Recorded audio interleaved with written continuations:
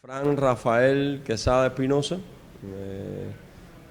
Soy miembro del proyecto de desarrollo local JARA, que lo gestiona como tal la MIPYME, de igual nombre, JARA, que radica en Jarahueca como tal. Entonces, un poco que les voy a presentar el proyecto de desarrollo local de economía circular JARA, para la producción de carne porcina y derivados como tal. La próxima. Un poco acá, para ilustrar el hilo conductor que vamos a ir desarrollando. Acá les traigo varias palabras claves, ¿no? Proyecto de desarrollo local, economía circular en Cuba, plan de soberanía alimentaria y educación nutricional, y entonces cómo eso tributa a la necesidad de mejorar la gestión de los PDL, que yo le llamo PDL de economía circular. A mí me gusta mucho siempre ponerle, como decían los clásicos, ¿no?, las condiciones de significación a algo. O sea, el proyecto de desarrollo local de economía circular. Vamos a ver cómo con un proyecto de desarrollo local en nuestro país se pudiera gestionar un modelo de economía circular, ¿ves? O sea, para que las cosas no solamente queden en ese éter, sino que como tú, con el orden de cosas existente, con la legislación, con las formas organizativas existentes, cómo tú pudieras arropar un proyecto de desarrollo local y tratar de hacer cosas nuevas. No podemos esperar tener resultados diferentes haciendo las mismas cosas. Entonces, ¿cómo en el sector agropecuario se pueden explorar nuevas formas organizativas para producir alimentos, para propender a diferentes cuestiones? Entonces, la próxima, la economía circular. Muchos han estado hablando de la economía circular en nuestro país.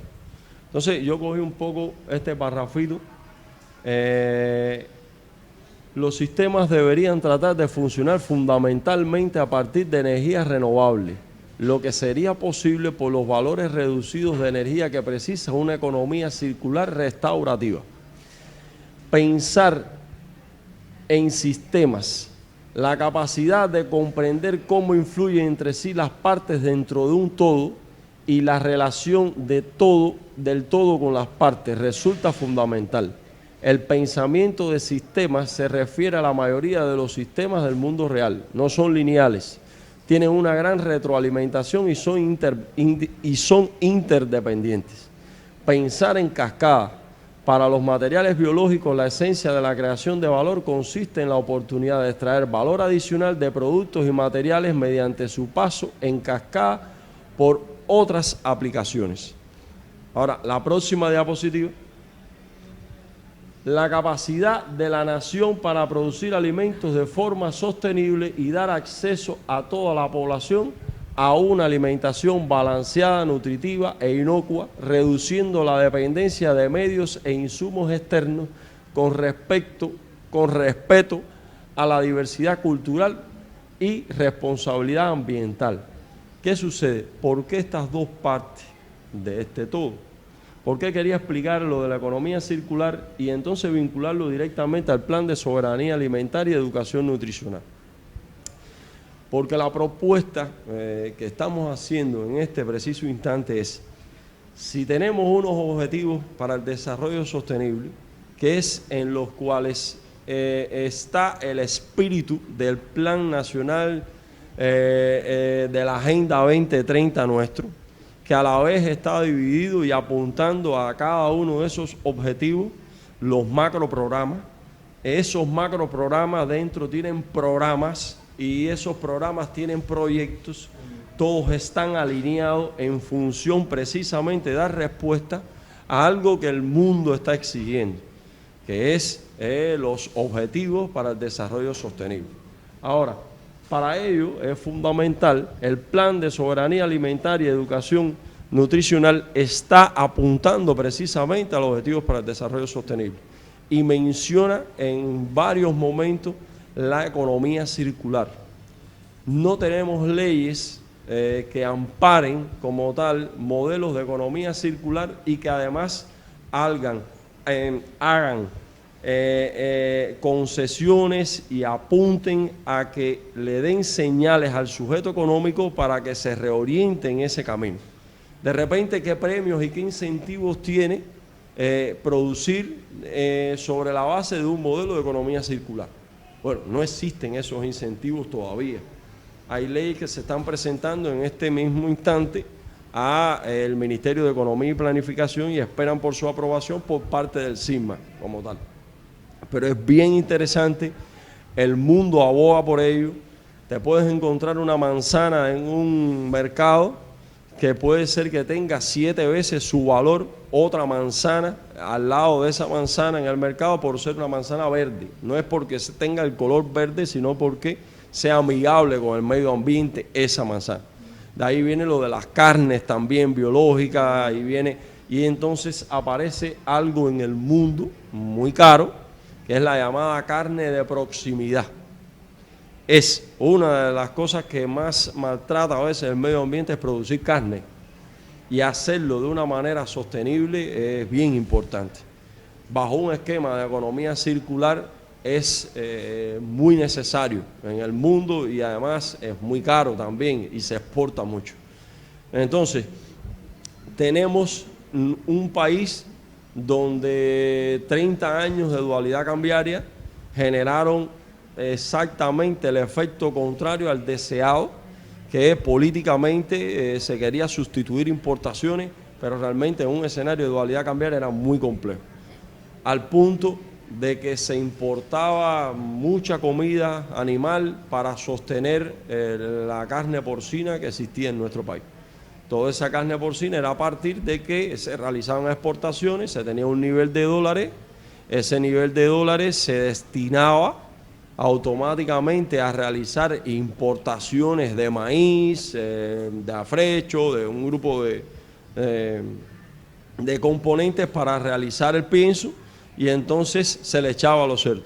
Y había una masa porcina realmente bien grande a partir de que cuando entraban esos dólares a partir de exportaciones de servicios que muchas veces eran del turismo, entonces terminaba esa comida, terminaba en comida para alimentación animal, y a veces no se amortizaban inclusive ni las instalaciones turísticas, que iban depreciándose en la medida que iba pasando el tiempo. Cosa que era muy bueno para producir cerdo, pero no era justo, porque al final el sector que traía el dólar de repente no tenía un dólar para hacer prácticamente casi nada, ¿no? Entonces viene la tarea de ordenamiento y lo primero que sucede es una devaluación del tipo de cambio. Esa devaluación del tipo de cambio encarece todo lo que se importa en el país, y al encarecerse todo lo que importa en el país, una de esas cosas es precisamente el maíz, la soya, el sorgo, todo lo que se importaba para la alimentación animal. Esto rápidamente tiene que generar un encadenamiento al sector agrícola que está muy deprimido para dar respuesta a una cantidad de alimentos que era imposible tener para sostener esa masa porcina. Y eso trajo como consecuencia que cada vez se empezó a reducir las cantidades de cerdo a producir, y por tanto cada vez el nivel de proteína que venía de ese tipo de carne desaparece. Entonces ahí es donde nos surge la idea, la próxima diapositiva, de que Jarahueca, o sea, Jarahueca es un pequeño pueblo de 1.900 a 2.000 personas, pero como pueden ver en esa imagen, tiene mucho terreno cultivable y además es una granera por excelencia. O sea, posiblemente uno de los lugares donde más grano se produce en toda la región central. No es solamente eso. Nos podemos encontrar un productor agrícola como Roberto Calzada, que es un ingeniero eléctrico. Nos podemos encontrar un productor de granos como René, que René es un graduado de matemáticas. O sea, no es un campesino común y corriente, sino son campesinos altamente calificados y además que viven toda esa experiencia también tienen todas esas experiencias con el grano. Bueno, esta es la zona donde se empezaron a ensayar los granos que empiezan a producirse por parte del 6GB. Estamos hablando de la soya, demostrado con un rendimiento de 2.7 toneladas por hectárea, y el maíz, inclusive las variedades de maíz que se sembraron, tienen más de 5 toneladas por hectárea. Estamos hablando que el maíz criollo tiene 1.8 toneladas por hectárea. ¿Por qué todo esto? Todo esto porque, entre otras cuestiones, en Cuba no habrá carne si no hay grano. Todo empieza en el grano. A partir de que haya grano, es que entonces puede haber carne. A partir de que si tienes grano, tienes pienso, y si tienes pienso, tienes huevo, tienes pollo, tienes cerdo, para hacer las cosas de una manera sostenible, ¿no? Entonces, estas semillas vinieron a ensayarse en esta zona y fue donde mejor se ha acogido en el país inclusive, y donde más conocimiento se tiene, porque todo empezó con la cooperativa Juan Darias. Próxima diapositiva. Este es el poblado con una vista satelital, y ahora vamos a ver dónde está enclavado el modelo de negocio. ¿Qué tiene el proyecto de desarrollo local Jara? Bueno, uno de los integrantes, los tres estudiamos juntos, tenemos la misma edad, estuvimos prácticamente en las mismas aulas. Uno es de formación de ingeniero civil, el otro es contador y yo soy contador de formación también. Decidimos hacer un modelo de economía circular a partir de generar una carne de proximidad. Si tienes el grano en Jarahueca, si tienes el cerdo en Jarahueca que se produce por uno de los integrantes del proyecto, y tienes una mini industria, que era lo que nos faltaba, entonces tú puedes generar una carne de proximidad y decir que esa carne no tocó las cadenas de distribución globales para producir determinado producto final, ya sea la carne en sí o los derivados, que vamos a ver una parte de ese todo que se está creando ahora mismo. Estos son las cochiqueras, cada una de esas dos cochiqueras le caben 2.000 cerdos, y aquella de la izquierda le caben 1.000. Esto que está acá atrás es la segunda laguna de oxidación, se las voy a mostrar porque después vamos a ver qué pasa. Y lo otro, esto que ven acá, es la enfermería, ¿ves? Entonces, esto tiene 1 hectárea, esta segunda laguna de oxidación. Todas las heces van aquí primero y de aquí entonces pasa a esta segunda laguna de oxidación. La próxima diapositiva. Aquí tienen imágenes de la segunda laguna de oxidación. Vamos a ver por qué. La próxima diapositiva. Y aquí entonces tenemos la cochiquera A, la que les mencionamos. Hay una cochiquera B que pertenece también, y entonces aquí, justo a 1 kilómetro de ellas, se encuentra entonces una mini industria, que es la que creamos. La próxima diapositiva. Entonces, aquí estaría enfocado el proyecto de desarrollo local. Muchas veces nos topamos personas muy entusiastas que hacen su mini industria, pero bueno, ¿dónde está el cerdo, no?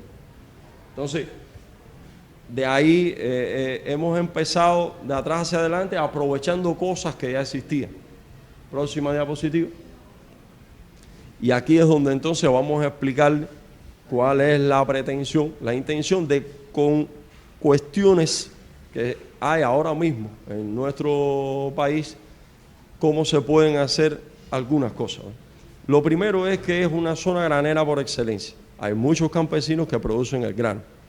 Ya ahí tienes una fortaleza. Lo próximo es que tienes las cochiqueras. Ahora, esas cochiqueras tienen un biodigestor. Ese biodigestor lo estamos perfeccionando porque necesitamos el biogás para la cocción entonces de determinados alimentos. Ahí hemos aplicado con algunos proyectos. Lo próximo es la miniindustria. La miniindustria, desde la misma concepción, desde que se generó toda la parte arquitectónica y estructural, se pensó siempre en calentar el agua con calentadores solares Rensol, que llevan la temperatura a 50 grados, hasta 55 en ocasiones, Y en el momento que uno pueda sustituir el agua que se calienta, la resistencia, y desconectarlo del sistema eléctrico y ponerlo entonces con calentadores solares, sería ideal, porque a partir de ellos entonces esos 50, 60 grados que uno necesita para el rasurado, uno no consumiría entonces electricidad del sistema electroenergético. Ahí también se nos hizo el cálculo para los paneles solares y demás. Entonces, a partir de ello, esos cerdos que van a la mini industria, uno los sacrifica, y para ser amigables con el medio ambiente, entonces todos los despojos de la mini industria, entonces echárselo a este pez que conocemos todos. Que donde hicimos los estudios del agua, en la segunda laguna de oxidación, nos dieron bajos en oxígeno, igual viven ahí. Entonces, los despojos que no reutilices, alimentas entonces la claria. Y a partir de que alimentas las clarias, puedes alimentar entonces cerdos jóvenes y sustituirías un poco de soya que se le echa a esos cerdos jóvenes con las clarias. Las clarias que las sometes a un proceso de cocción con el biodigestor allá en las cochiqueras, y entonces una vez trituradas puedes alimentarlas en esa segunda laguna de oxidación. Y a partir de ello alimentas nuevamente los cerdos.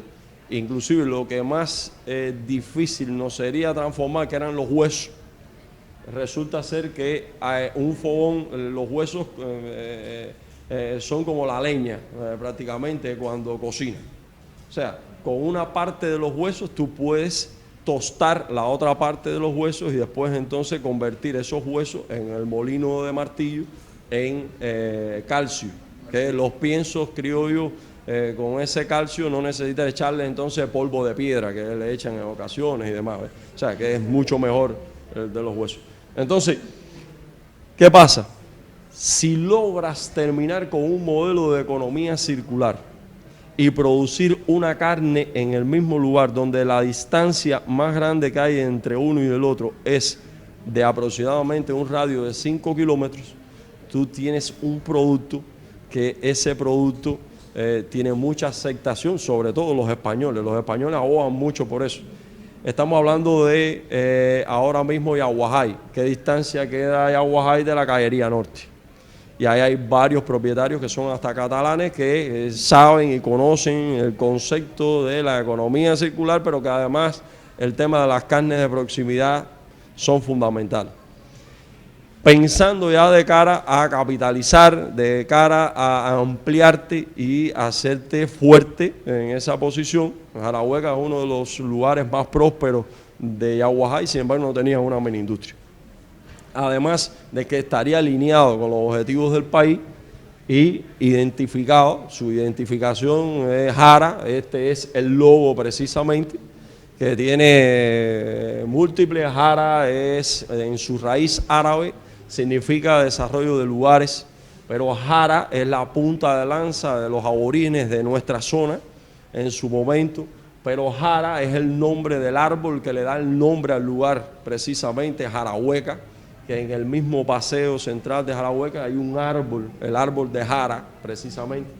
Y entonces por ahí es el que procedimos a hacer la búsqueda y además también hacer el registro, ¿no? Que siempre tarda un poquito más de tiempo. Ahí tenemos varias ideas. Una de las ideas es esto es lo que se persigue, pero después nos empiezan a golpear cosas que uno se va proyectando hacia el futuro, y es el tema de los extensores, ¿ves? Producto cárnico de por sí es caro. Si tú produces íntegramente con el cárnico, bueno, entonces ahí nos pusimos a estudiar. Esa es una parte que me tocó a mí y logré identificar una de las harinas más caras del mundo, que es precisamente la harina de yuca. Al punto, $1.380 la tonelada en el mercado internacional. La más cara de Castilla cuesta $500 de trigo. Sí. Y entre otras cosas es precisamente porque no tiene gluten. Es muchísimo más saludable que la de trigo. El pan más caro de Colombia se hace a partir de la harina de yuca. Hay diferentes tipos de yuca, diferentes maneras de deshidratarlo y demás, y entonces abogamos en el modelo de negocio que nos estamos estableciendo por alimentos sin gluten. Si van en algún momento a a Zona Más se van a percatar que las mismas hamburguesas o el mismo, la misma albóndiga dentro del mismo paquete, prácticamente, pero en uno te dice con un sello sin gluten, vale a veces 2 veces más. El sin gluten están hechas en el mundo en un 80% de las veces con harina de yuca. Y sin embargo no tenemos trigo, pero yuca se puede producir bastante. Entonces, además de que hay otras potencialidades en la zona, todavía más cara que la de yuca es la harina de mijo en el mercado internacional. Y nosotros tenemos muchísimo mijo en esa zona. Y aquí lo que hacen es que se los comen los pajaritos, los tomeguines y esas cosas que se venden carísimo. Es a 10.000 pesos el quintal, pero aún siendo a 10.000 pesos el quintal, pelando el mijo y convirtiéndolo en la harina, sale sobre los 310.000 pesos la tonelada. Hoy la alimentaria en Santi Espíritu paga 360.000 pesos la tonelada de harina de trigo. O sea, hay muchas cosas por hacer, ¿ves? Lo que pasa es que muchas veces el tema de los incentivos golpean, ¿ves? Todo esto que estamos explicando es sobre la base del mismo impuesto y sobre la base del mismo interés con un crédito bancario. O sea, porque a veces la actividad agropecuaria no propende tanto a los proyectos de desarrollo local, también está claro, la actividad agropecuaria tiene un 2% de interés, todavía los porcientos que tendría entonces como proyecto de desarrollo local son superiores. Entonces, la próxima diapositiva, ahí un poco es el problema que uno identifica después que tienes esto, cómo tú gestionas un proyecto de desarrollo local para la sostenibilidad de la producción de carne porcina. Porque ya tú hiciste todo esto, pero cómo tú se lo muestras a la colaboración extranjera, cómo tú demuestras inclusive de que tú propendes a un modelo de economía circular o estás en un modelo lineal. La próxima diapositiva. Y entonces ahí aparecen 3 criterios que nosotros un poco estamos estableciendo un sistema de indicadores porque tú necesitas medir eso. Y contablemente tienes algunos indicadores, pero hay otros que son medibles a partir de observación o determinados instrumentos, ¿no? Y entonces lo dividimos en ambientales, sociales y económicos. Y ambientales, sociales y económicos está alineado los proyectos de desarrollo local. Te piden los estudios de factibilidad económico, ambiental y social precisamente. Estás alineado con ellos.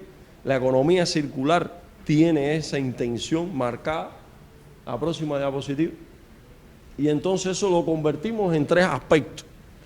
Y esos 3 aspectos, con un grupo de puntos que lo podríamos complejizar en el tiempo, todo lo más que quisiéramos como tal. La próxima diapositiva. Y el aspecto ambiental es determinante, es un modelo de economía circular. Tienes que buscar la manera de que tienda a ciclo cerrado, pero para que tienda a ciclo cerrado tienes 2 temas fundamentales. Primero, tienes que reutilizar el agua. La reutilización del agua es cómo tú logras canalizar una cantidad de agua de lluvia, la logras guardar y esa agua de lluvia la coges para la limpieza. Y tú cuantificas qué cantidad de agua no extraes del subsuelo para la limpieza y utilizaste el agua de lluvia para determinadas cosas. Entonces, esa proporción de agua reutilizada es medible. Lo otro es cuando viene la proporción, estos son diferentes indicadores que nos fuimos estableciendo. Es algo en la que se tiene que trabajar, pero de conjunto a que vayas construyendo cosas físicas y vayas haciendo algunas cosas, también es muy bueno que vayas pensando en el indicador que lo va a ir acompañando, ¿no? Y en medio de eso, por ejemplo, lo de la harina de yuca nos da tremendo golpe en el sentido de que tienes el modelo, eso está lleno de yuca por ahí y después tienes la otra parte fundamental, que es que tú dices, no toco las cadenas de distribución globales para importar la cantidad de harina. Además, no nos la jugamos tanto en el sentido de que si no te pagan en dólares y aún pagándote en MLC, corres tremendo riesgo de al realizar la importación después no se le paga al proveedor por parte de la importadora y todos los dilemas que a veces se generan con esto. La próxima diapositiva. Entonces aquí hicimos una especie de espina de pescado para ver todo lo que tributa a una deficiente gestión para demostrar que nos hacía falta medir eso. La próxima diapositiva. Y aquí tenemos el primer aspecto abierto, con lo que decidimos, los indicadores que al final son medibles, cómo los puedes medir y después cómo los puedes ilustrar. Esto lo estamos montando sobre la base de un ERP, son sistemas que existen ahora online, que tú lo alojas en un servidor y demás, y eso nos permitiría desde un teléfono meter el indicador y otra persona en cualquier otro lado puede ir revisando cómo se van comportando, no solamente estos indicadores, ¿no? Sino que se comprara una cantidad de harina, o sea, se compró una cantidad de yuca y te lo meten te consultan con el mismo teléfono, porque eso es igual que WhatsApp, o sea, tú lo tienes alojado en un servidor, es sobre la base del Odoo. Desde hace un par de años nosotros hemos estado trabajando fuerte con eso. La próxima diapositiva. Aquí tienes entonces los aspectos económicos, algunos de los que se van usando, que los tendríamos montados. Y la próxima diapositiva. La próxima. El aspecto social. Ahí entonces la satisfacción de los empleados, los empleos, ahí puedes entonces entrar con el tema de las brechas de género, cómo está, un grupo de cosas. La próxima diapositiva. Ajá, ahí ven otro. Y entonces todo eso tributaría a un índice, que es el índice que uno le llama índice de economía circular para el sector porcino. No puedes gestionar lo que no se mide. Y si tú mides antes y después y haces comparaciones, estás viendo, bueno, cuánto a mí me reporta poner 6 paneles solares y 10 calentadores solares y no utilizar la electricidad. Ese indicador se te mueve y tú miras el índice. Entonces, cuando haces tu propuesta y aplicas la colaboración, tú puedes mostrar en indicadores verificables cómo se comporta el antes y el después y en cuánto va a impactar que tú obtengas una tecnología. Ahora mismo nosotros deshidratamos la yuca con aire caliente y un sistema de resistencia. Nos golpea muchísimo la electricidad. Bueno, si tú lograras hacer eso con un deshidratador solar, ¿cuánto eso va a repercutir en los costos, en el medio ambiente, en muchísimas cosas? Entonces, tú puedes ir a tu índice. Y eso contribuiría como tal a la gestión. Entonces, muchas gracias. Y esa era una presentación más bien que lo que uno estaba buscando es precisamente exponer algunas ideas sobre algo que nos ha costado muchísimo sacrificio, muchísima constancia, porque todo esto lleva aquello que me encanta, ¿no? La perla está profunda, pero está en el interior de la concha, ¿no? O sea, es que en definitiva el tiempo que has perdido por tu rosa es lo que la hace tan importante, ¿no? Entonces, muchas gracias.